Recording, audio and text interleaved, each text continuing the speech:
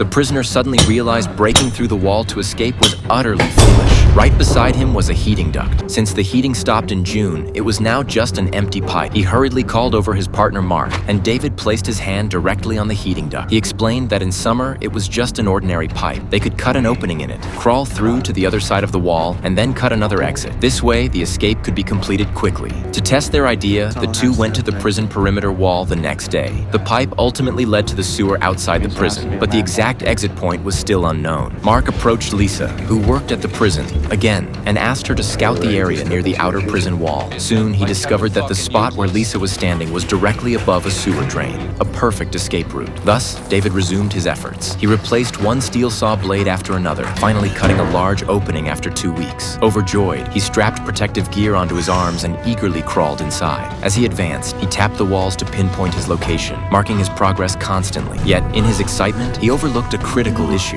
Before he had crawled far, David began struggling to breathe. The oxygen levels deep within the pipe were dangerously low. David scrambled frantically backward. Fortunately, he hadn't ventured far and narrowly avoided suffocating inside the pipe. To solve this problem, the next day, David brought a long plastic tube. He secured a small fan to one end and continuously blew fresh air into the pipe through the entrance. With air circulation inside the pipe, David could finally proceed with confidence, sawing open the exit. After another grueling 2 weeks, he broke through. Before him lay a long passageway. David sprinted forward, reaching a manhole with a ladder. Mark climbed up, gently pushed open the manhole cover, and succeeded. This was precisely the sewer entrance Lisa had scouted. David surveyed the surroundings, feeling a sense of disbelief. He took a deep breath of the air of freedom before returning to inform Mark. Everything was now ready. They decided to act the following night. The next day, they worked as usual, maintaining their normal demeanor. When break time came, they went to bed early to conserve energy. Finally, the moment for their escape arrived. As the prison plunged into the long night, Mark and David were wide awake. They positioned the dummies on the beds, pulled the bed covers over themselves, crawled into the secret passage, and then pulled the bed covers back into place. 2 living men were about to vanish from this place. They moved with ease through the pipes, crawling and maneuvering. Along the way, David left behind a mocking cartoon of the guards. At the entrance to the duct, he drew a smiley face before disappearing inside. Emerging from the heating duct, they glanced at their watches. Exactly midnight. Pushing open a sewer manhole cover, they slowly climbed out, and just like that, they had successfully escaped.